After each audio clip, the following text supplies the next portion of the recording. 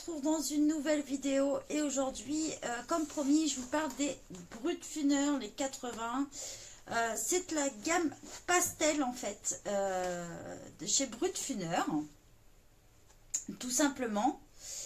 J'ai eu l'occasion de les tester avant de vous en parler. Vous les retrouvez en ce moment au prix de 17,99 € sur Amazon, je crois. Oui, 17,99 €.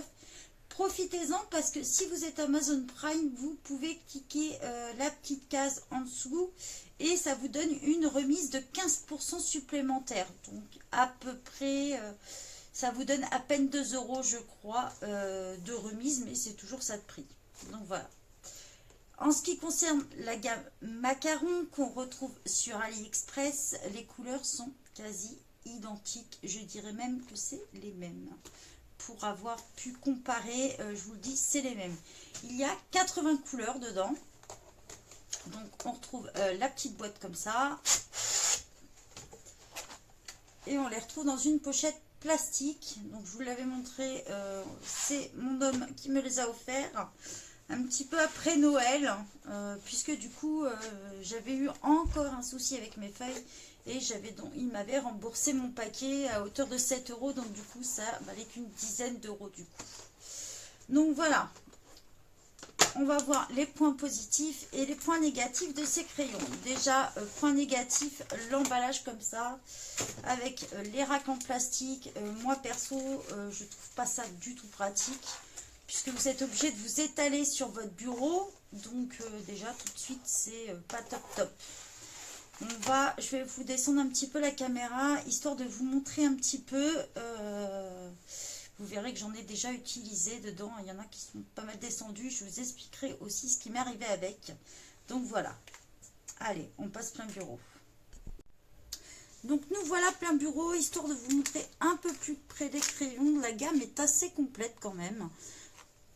Vous voyez, on a pas mal de roses. Alors ceux qui aiment faire des portraits, franchement la gamme peau elle est assez élargie quand même. Et ça peut permettre de compléter. Voyez,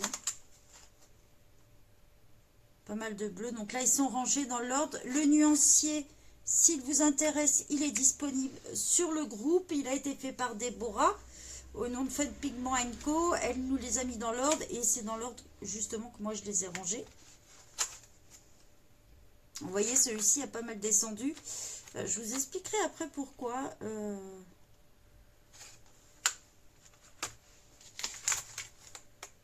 Voilà.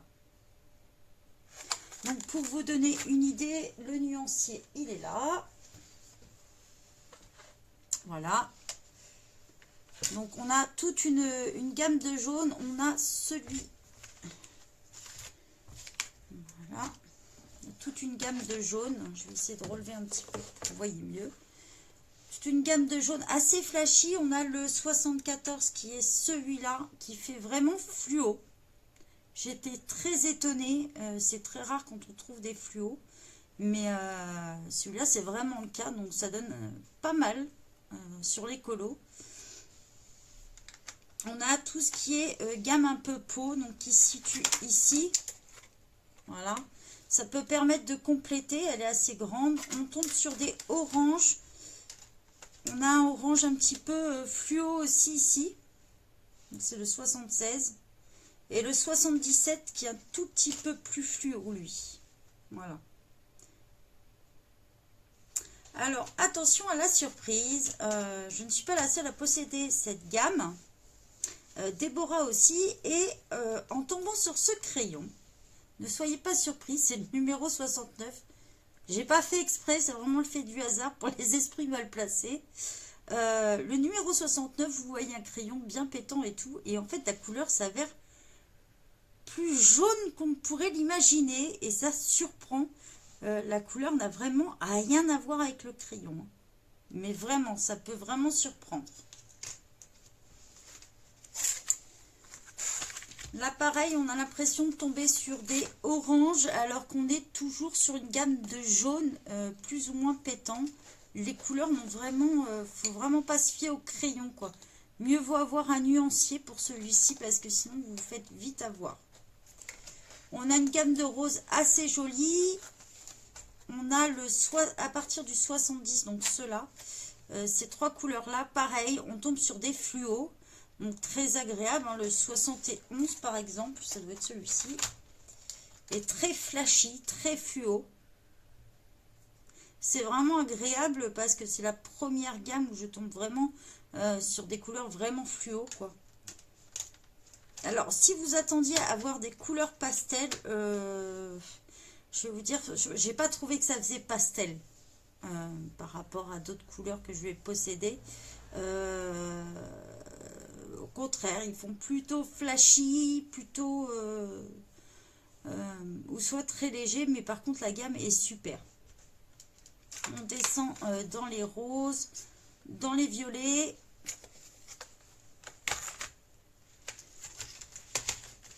Hop. Toujours, voilà, on descend dans les violets, dans les bleus. Pareil, on retrouve un vert très flashy, très fluo, donc c'est celui-ci. Les couleurs vertes sont juste superbes. Franchement, j'étais très impressionnée. Voilà, la gamme verte est très importante. On a très bien des très clairs aux très foncés. Et après, on descend. Alors là, les violets sont un peu... c'est vraiment léger. Ça tourne de violet marron, violet rose. Des couleurs qu'on ne trouve pas un peu partout, quoi. Le gris est tellement clair, celui-ci, qu'il est limite perceptible. Il peut être bien pour compléter des portraits. Le gris, pareil, sont très légers. Et on retourne sur un vert un peu spécial ici. Voilà. Alors, que m'est-il arrivé avec ces crayons? Je suis tombée sur quelques crayons comme celui-ci où je m'en suis servi une seule fois. Vous voyez, si on compare à l'autre, hein, c'est impressionnant. Voilà. Où j'ai eu quelques crayons où les mines se cassent à chaque affûtage, en fait. Donc, j'ai essayé avec mon taille-crayon électrique qui a une lame hélicoïdale quand même. J'ai essayé à la main avec plusieurs tailles crayons différents. J'ai essayé au taille crayon électrique avec une lame classique puisque les filles en possèdent à la maison. Et à chaque fois, que ce soit la main au taille crayon électrique, il casse. Alors, c'est pas sur tous les crayons, mais sur les 80 que j'ai achetés, j'en ai une bonne dizaine comme ça, où à chaque fois que je les taille, la mine se casse au milieu. En regardant les commentaires Amazon, je me suis rendu compte que je n'étais pas la seule à avoir un souci avec ça. Mais Déborah, qui a acheté les mêmes, elle n'a pas ce souci. Alors, est-ce que ça vient de mon lot ou d'autres lots comme ça?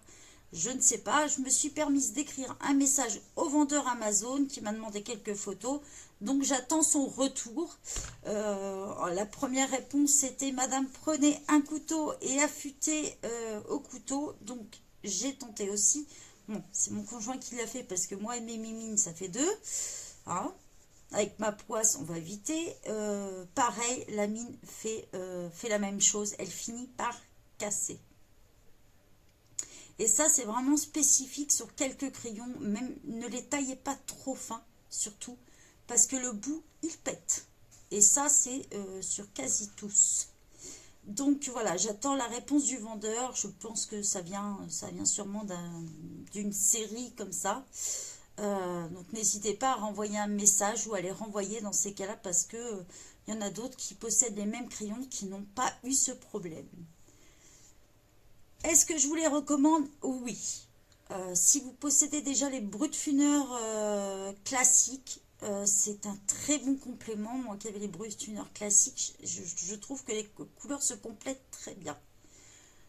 Ils sont moins gras à l'utilisation, beaucoup moins gras, mais ils se mélangent très bien entre eux.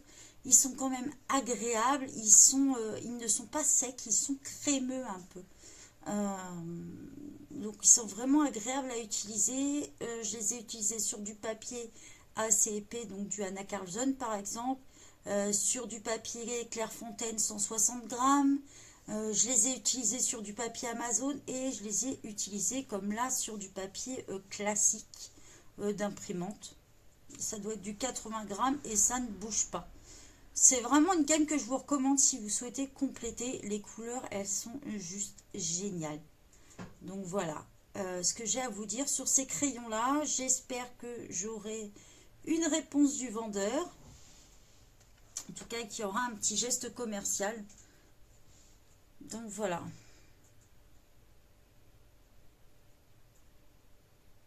Un petit peu ce que ça donne. Je pense que c'est des crayons, quand je les aurai finis, que je vais racheter parce que franchement, ils complètent vraiment bien. Bon, bah maintenant, il leur manque plus qu'une petite trousse parce que les racks en plastique, moi, c'est pas mon truc. Du tout, du tout. Je n'ai pas retrouvé ces couleurs-là dans d'autres marques. Hein. Honnêtement, elles sont vraiment spécifiques à elles. Mais si vous attendiez à avoir une gamme pastel, vous vous trompez. Dans ces cas-là, vaut mieux partir sur des marques au square. Comme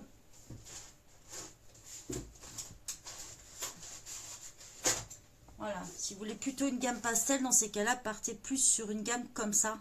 Parce que celle-ci ne fait pas pastel du tout. Mais vous aurez des très belles couleurs, très vives au contraire. Donc voilà, dont des couleurs fluo qu'on a du mal à trouver. Voilà, j'espère que ça vous a plu. Je vous souhaite une bonne journée à tous. Bye bye.